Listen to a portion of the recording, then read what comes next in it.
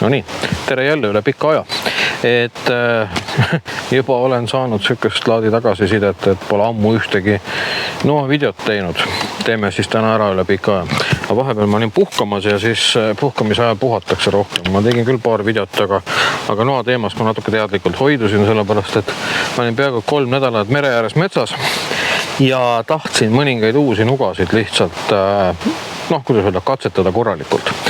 Ja kes on kanalit jälginud, see mäletab, et 13 juuni ma postitasin video Hiina noast Real Steel. Et video oli sükene põlve otsast tehtud köögilaua taga ja ma olin maru vaimustuses sellest noast. Nuga ise on siis selline, et tänaseks meil on juba juuli lõpp. Ma olen seda nuga kasutanud siis tugevalt 1,5 kuud. Ta on saanud väga intensiivset kasutust. Ja ütleme, et kõik see minu vaimustus temast, nii-öelda esmamulje, see on jätkuvalt mul alles ja kuidas öelda, nüüd on kogemuspõhine vaimustus samuti tekkinud. Et sel päeval, kui ma selle noa sain, jah, ta tundus mulle üli sükene vahva. Ja järgmine päev, kui ma õieti mäletan, ma ei mäleta enam kumba pidi see oli, vist ikkagi jah, kõigepealt ma sain selle ja järgmine päev ma sain ühe teise noa. Selle. Ja mis nuga see on? See on Park River. See on üks väga kallis nuga. Aga miks ma neid võrrelda tahan? Kas siin on üldse midagi võrrelda? Alati võib võrreldamatut ka võrrelda. Ehk siis Real Steeli Bushcrafter 3 disain mulle tohutult meeldis ja kui kvaliteetselt ta on viimistletud. Sest kui ma pakkisin lahti selle noa, siis, mida ma avastasin, ühe ainsa viimistlusvea põhimõtteliselt oli G10 materjal ühes kohast siit korralikult lihvimata. Nüüd ma olen selle juba üle käinud, see oli sükene täiesti karvane kuskilt siit. Ja teine asi, mis on, kui te panete tähele, ma ei ütle, et see on nüüd nagu lausviga, aga see on ebatäius. Näete, noa ots ei ole sümmeetriline. Noa ots lihtsalt ei ole sümmeetriline. See vastu, sellel noal, ja teate, mis on pull? Neid nugasid saab selle noa hinna eest äkki 5-6 tükki. See vähem kui 72 eurot maksev nuga on tegelikult kvaliteetsemalt viimistletud kui 400 eurone nuga. Ütleme nii, et see on ka jätkuvalt hea nuga ja ta mulle väga meeldib. Ja sellest noast me räägime kunagi tulevikus. Aga tuleme nüüd selle Hiina noa juurde tagasi. Üks asi on tõesti see, et teras T2, ma mitte kuskilt ei suuda leida informatsiooni selle kohta, mis HRC sellel noal on. Täiesti, see on nii salajane informatsioon, aga ma olen nüüd teda 1,5 kuud kasutanud ja esimest korda ma pidin teda teritama peale intensiivset kasutamist. Circa umbes sükene natuke rohkem võib-olla kui nädal aega tagasi, et üle kuu aja sai see nuga tugevat tööd, erinevad asju. Ta hoiab üli hästi tera. Minu kahtlus on see, et tema HRC on tõenäoliselt 60. Väga võimalik, et isegi 61. Selle, kuidas öelda, kahtluse kinnitab mulle ka asjaolu, et kui ma nüüd tõmban küünega mööda seda terapinda, siis ma tunnen, et see on muutunud kergelt sakiliseks. Ja minu tähelepanek on, et kui ma olen nugadega töötanud, siis need noad, mis on 60-61 HRC, et nende puhul nii-öelda, tera läheb sellises kergelt sakiliseks tänu selle, et nad nii tugevad on, nii karastunud.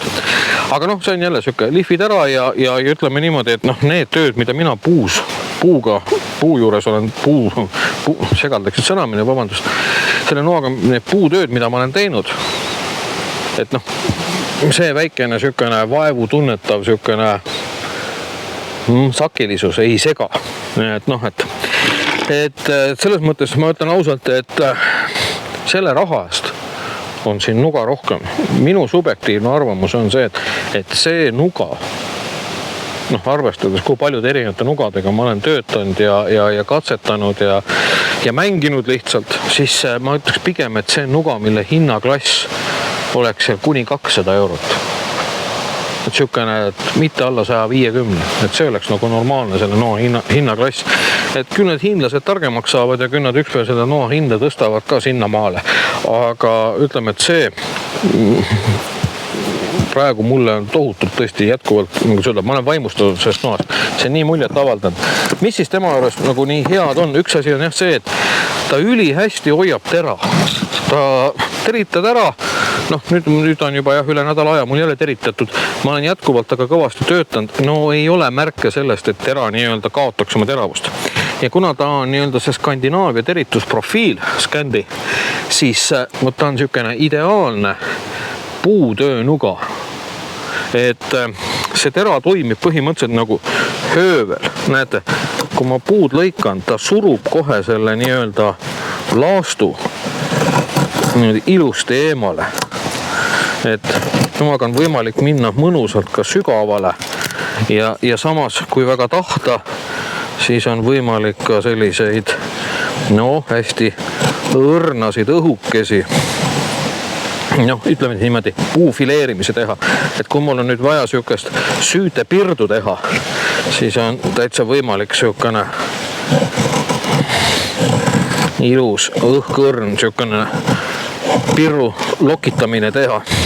Et selles suhtes on see nuga nagu üli hea. Mida temaga väga, ma näen, et tegelikult ei ole mõtet teha. Temaga ei ole mõtet teha sellist klassikalist nii-öelda puu poolitamist. Tera on lühikene, jah. Et see on 10 sentimeetrit on tera pikkus. Et võib ju midagi siin nii-öelda temaga poolitada, aga ütleme nii, et las see nuga jääb pigem selliseks nii-öelda nagu nokitsemise noaks. Et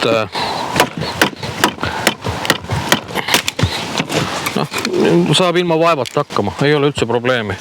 Aga las tema jääb siukseks nokitsemise noaks.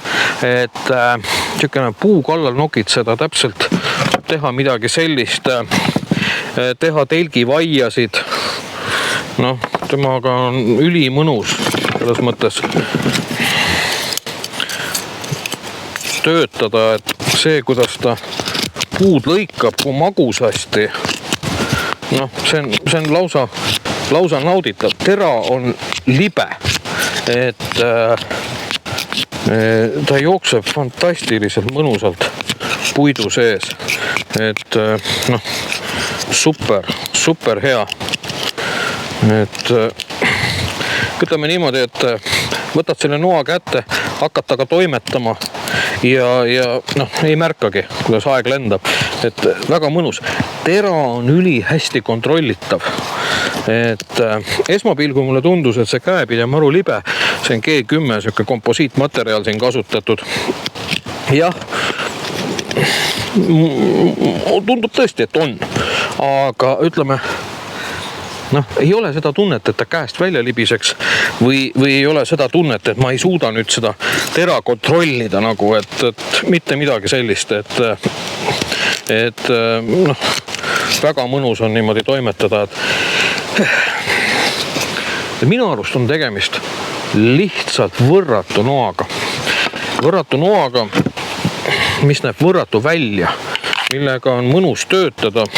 Mul ei ole külge pandud talle siis nii-öelda seda vööl kandmise aasa, et oled sa siis vasaku või oled sa siis paremakäeline. Vastavalt sellele saad sa siis selle külge panna.